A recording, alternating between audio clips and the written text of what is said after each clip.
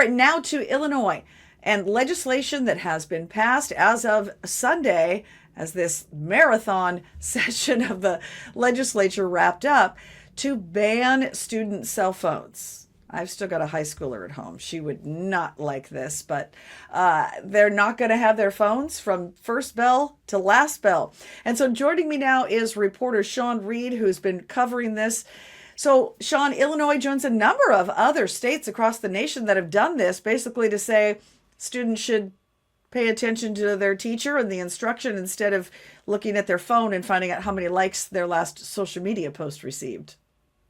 Yeah, that is correct. And fortunately for your high schooler, if she was going to school here in Illinois, there would be a good chance that her school district would exempt her from such a ban, at least in the hallways, when going to the bathroom, during lunch period, and other instances. Obviously, cell phones will be allowed to be carried onto a school's campus. You'll be able to have it as you are at after school activities, before school, and in between class periods for those high school students. As for the rest of Illinois students in public schools, the like K through 12, basically minus high school, you're going to see an entire ban for it. Now, a lot of other states have also implemented some state taxpayer funds allocated to school districts for the implementation of a cell phone ban in schools. A lot of districts have purchased cell phone lock bags, usually used with a little magnetic locking and unlocking device that they are able to kind of get students to put it in the lock bag at the beginning of the day and then unlock it, drop the bag back off, keep it all in the school, and not have to worry about collecting all of the students' phones and getting them put back into their pockets at the end of the day. So it'll be interesting because Illinois has not included that funding for school districts, and we've obviously seen a lot of taxpayer funding going toward a lot of school districts reaching some revenue that they need out of local taxpayer pockets through property taxes and so on. So, but wait, Sean, they're going to do the carve out, though, sounds like for the high school kids to when they are, passing periods, lunchtime, going to the bathroom. Okay, that one is the red flag for me because then everybody's just going to go to the bathroom for like 15 minutes and use their phone. I'm there's going to have to be some parameters on that, right? I can just only imagine everybody's going to have to use the bathroom at least once for every class so they can grab their phone. These kids are addicted. It's the high schoolers who have the worst problem, right? Yeah, I mean, the thing with the legislation that was passed by the General Assembly yesterday is that a school district must implement the actual policy within the student handbook. If there is one that's printed, they must adjust it and print that in the student handbook. This takes place for the 2027-28 school year. So a school district to school board would have to adopt that policy by then. So between now and then, they've got some time to figure out kind of what the rules are. They can try a test run in some of the schools across the state, kind of get findings, share with regional superintendents, and make the policies at the school board level. And high schoolers can be exempted. So there's a chance that some school districts will do a complete ban for high school students and putting them in those lock boxes with the magnet bags.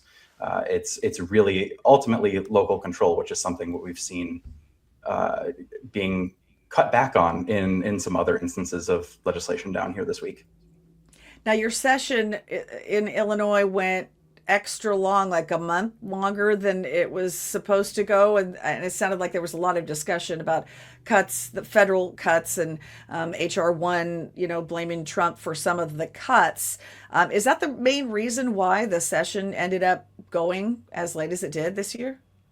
So I will note, we didn't go a full month longer. We went into the following month. So the last scheduled day for the General Assembly was May 31st. After midnight on May 31st, you have to get a supermajority, three-quarters of votes to pass a state budget. Anything with an implementation date that is immediate or without an implementation date. So we had a lot of discussions behind closed doors pertaining to the federal cuts through HR1. a lot of it had to do with cuts to SNAP funding, which the state has ultimately resolved for the short term. There is a supplemental 2-month coverage from the state funds that'll go directly to a consumer's link card if they have SNAP benefits and are looking to get in line with the new federal regulations. So if they are previously exempt from work requirements and now they are required to get those work requirements corrected, they're eligible for a certain payment for just coverage for 2 months while they figure out how the system works and get onto it and in all of the proper documentation in place. And the state will only be paying for those 2 months.